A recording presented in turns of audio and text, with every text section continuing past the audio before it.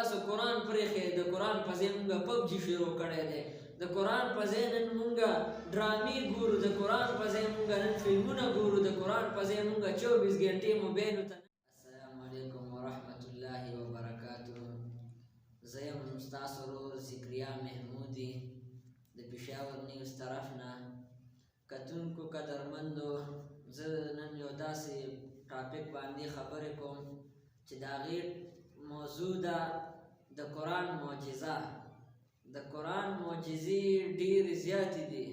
مونږ ظاهري چې کومه معجزه مونږ د قرآن ولیده چې څنګه داسې مونږ سره وختي مونږ تلو ښار ته، کاري صاحب را سره یو کاري صاحب و، په موټرسایکل روانو، رنګ روډه پورې ورسېدو.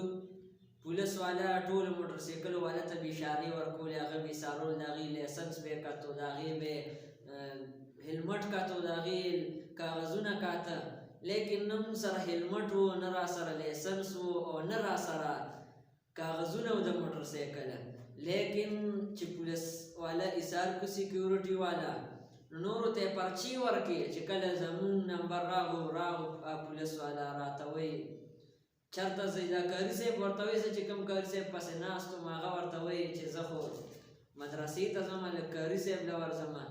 نو هغه ورته وایي ته ما ته وایي لږ سبق کاري، هغه ورته او کاري یم او حفظ مې کړی دی. نو هغه ورنه د صورت تپوس وکړو، د تقریبا 28مې سپارې تپوس یې تو کړو، ته ما ته لږ دا سبق تېر که ووایه. نو کاري صاحب ورته ښایسته اواز کې تلاوت شروع کړو، او بیا یې هغه پولیس والا ویل وایي ځئ خفه نه شئ لاړئ. نو لاړو مونږ دا نورو له چې پرچې ورکړه او مونږ له یې رانه کړه، مونږ یې په عزت سره پرېښو. نو دا یو ظاهري د قرآن معجزه وه. که دا قرآن دلته مونږ سره نه وی، هلته مونږ سره نه وی، دلته مونږ نه بچ کېدو. د قرآن د معجزې د وجې مونږ دلته بچ شو او الله راته لاره کوله وکړه. دا د قرآن دومره لوی معجزه ده. او پولیس والا کې داسې ښه طبقه ده، داسې طبقه د پولیس والا چې هغه د ملک سوچ کوي، د ملک د معاشرتي لحاظ سره سوچ کوي، د ملک هر لحاظ سره سوچ کوي، د ښه سوچ کوي، د هغې یو خپل درد وي د ملک دپاره په هغې په زړونو کې.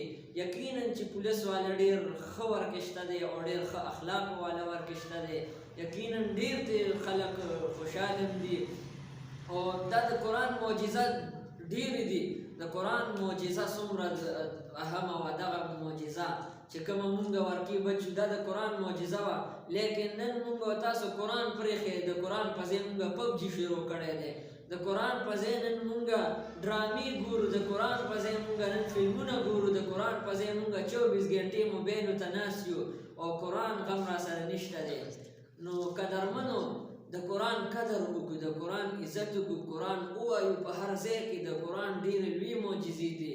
الله تعالی ستا هر ځای کې مدد کوي چې قرآن معجزه، قرآن تلاوت کې، قرآن در سره ستا په سینه کې قرآن وي.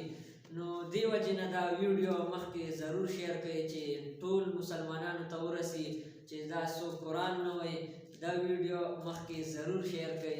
والسلام.